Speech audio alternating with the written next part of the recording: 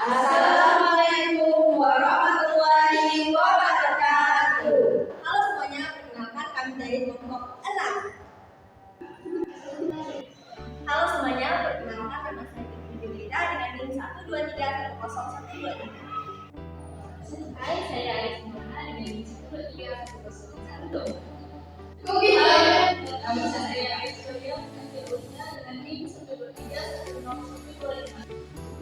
Halo, saya Eda dengan NIM 1231026. Halo, perkenalkan nama saya Alfa Saputri dengan NIM 1231012. Halo, dengan saya Jalan Widi dengan NIM 123100128. Oke teman-teman, di sini kami akan menjelaskan tentang gaya belajar kinestetik. Perlu teman-teman ketahui bahwa setiap orang itu memiliki gaya belajar yang berbeda-beda. Salah satunya adalah gaya belajar kinestetik. Apa itu gaya belajar kinestetik? Gaya belajar kinestetik adalah gaya belajar yang menggunakan sentuhan fisik ataupun belajar langsung. Jadi model pembelajaran ini biasanya lebih banyak ke praktek. Nah, orang-orang atau individu dengan gaya model belajar kinestetik ini biasanya akan sulit memahami dengan sesuatu yang jika hanya dijelaskan atau hanya berbentuk desain. Mereka akan lebih memahami sesuatu jika sesuatu itu berbentuk atau desain. Kedua, saya akan menjelaskan tentang metode belajar kinestetik. Apa itu metode belajar kinestetik? Metode belajar kinestetik adalah model pendekatan pembelajaran di mana peserta didik diajak untuk melakukan aktivitas fisik melalui gerakan, sentuhan secara langsung, dan juga pengalaman secara langsung peserta didik. Nah, di dalam metode pembelajaran kinestetik ini lebih efektif. Kenapa? Karena peserta didik diajak untuk melakukan interaksi secara langsung dengan dunia nyata dan juga lingkungan yang ada di sekeliling dia. Nah, di dalam model pembelajaran kinestetik ini, peserta didik tidak hanya dianjurkan untuk membaca, namun juga diajarkan bagaimana menerapkan teori-teori di dalam pembelajaran. Nah, peserta didiknya tidak hanya disuruh untuk membaca dan juga diberikan teori, namun juga mempraktikkannya secara langsung.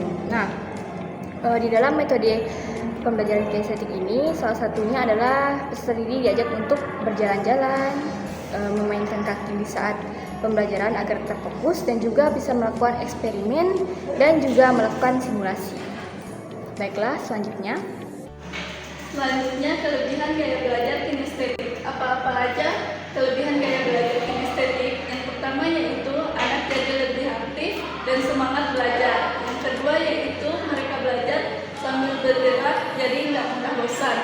Yang ketiga yaitu pemahaman lebih kuat karena adanya pengalaman langsung dan pastinya sangat cocok untuk anak SD bagi yang memang suka lari, lompat, dan pegang itu. Belajar PPKN jadi menyenangkan, menyentuh hati, dan membekas di ingatan mereka. Baik, selanjutnya saya akan menjelaskan tentang kekurangan. Nah, walaupun menyenangkan, gaya belajar kinestetik juga punya tantangan loh. Misalnya nih, anak bisa terlalu aktif dan sulit dikontrol kalau kegiatan itu tidak jelas. Nah, lalu metode ini butuh ruang dan alat bantu. Metode ini butuh ruang dan alat bantu. Jadi guru itu harus lebih siap. Selain itu, tidak semua materi cocok dipelajari dengan gerak, misalnya nih konsep yang terlalu abstrak. Nah, dan terakhir waktu dan tenaga guru menyiapkan aktivitas bisa lebih banyak, tapi semua itu bisa diatasi dengan perencanaan yang kreatif. Di sini saya akan menjelaskan tentang karakteristik dengan gaya pembelajaran kinestetik, yang dimana ciri-cirinya ini sangat gampang dikenali. Mereka mungkin nggak betah duduk diam saja karena pasti cenderung lebih suka bergerak saat belajar.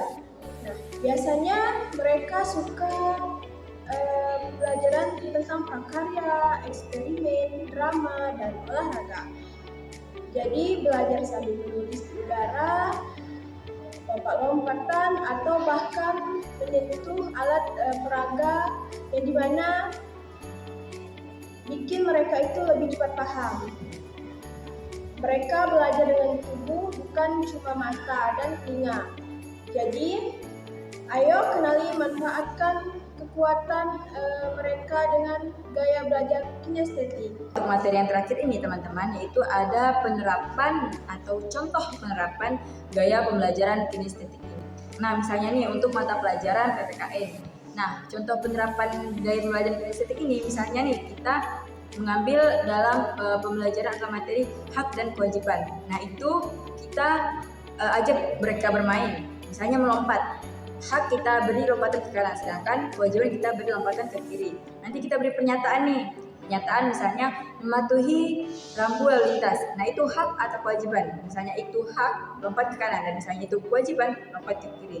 Jadi dengan adanya contoh penerapan permainan seperti itu, maka itu akan sangat selaras dengan gaya pembelajaran kinestetik ini, yaitu yang menggunakan fisik atau sentuhan.